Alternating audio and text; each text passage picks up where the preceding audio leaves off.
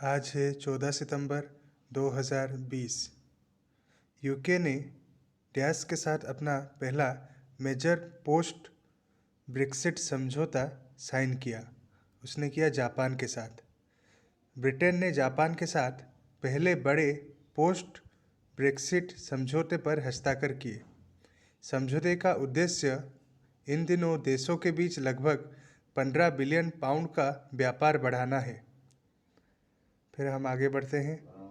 दक्षिण दक्षिण सहयोग के संयुक्त राष्ट्र दिवस के संबंध में निम्नलिखित कथनों पर विचार कीजिए। इसका सही जवाब है केवल 2 और 3। यह दिन विकासशील देशों के बीच तकनीकी सहयोग पर संयुक्त राष्ट्र के प्रयासों के बारे में लोगों की जागरूकता बढ़ाने का है। Buenos Aires plan of action BAPA दक्षिण दक्षिण सहयोग के मुख्य स्तंभों में से एक है। तो इसका जवाब है केवल 2 और 3 सही है। इसका मतलब पहला वाला गलत है। ये प्रति 10 सितंबर को विश्व स्तर पर मनाया जाता है, ये बात गलत है।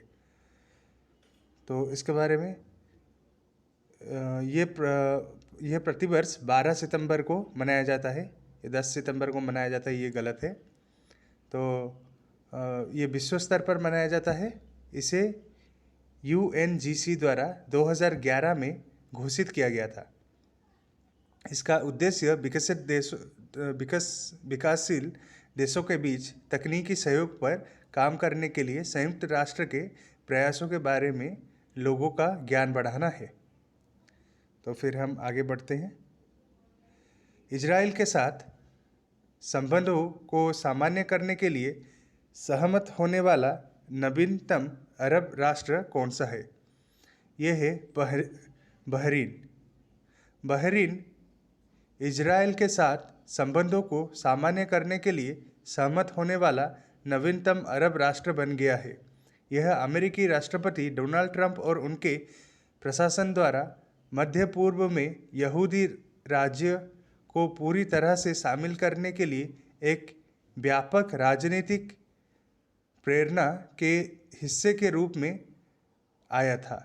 आप सब लोगों को एक बात बता दूं, डोनाल्ड ट्रंप को नोबेल पीस प्राइज भी मिलने वाला है। हाल ही में समाचार में डैश द्वारा परिस्थिति खतरा रजिस्टर 2020 तैयार किया गया है। तो अर्थशास्त्र और शांति संस्थान, यह सिडनी ऑस्ट्रेलिया में मुख्यालय वाले एक वैश्विक think tank institute for economics and peace द्वारा तैयार किया गया है। अर्थशास्त्र और शांति संस्थान के द्वारा परिस्थिति खतरा रजिस्टर 2020 तैयार किया गया। फिर हम आगे बढ़ते हैं। किस राज्य ने स्वच्छता कर्मचारियों के लिए गरिमा योजना शुरू की है? ओडिशा ने स्वच्छता कर्मचारियों के लिए यह गरिमा योजना शुरू की है। ओडिशा सरकार ने स्वच्छता कर्मचारियों के लिए एक राज्य व्यापी कल्याणकारी योजना शुरू की है ताकि उनकी सुरक्षा और सम्मान सुनिश्चित किया जा सके। किस संगठन ने central bank digital currencies CBDC testing platform launch किए? ये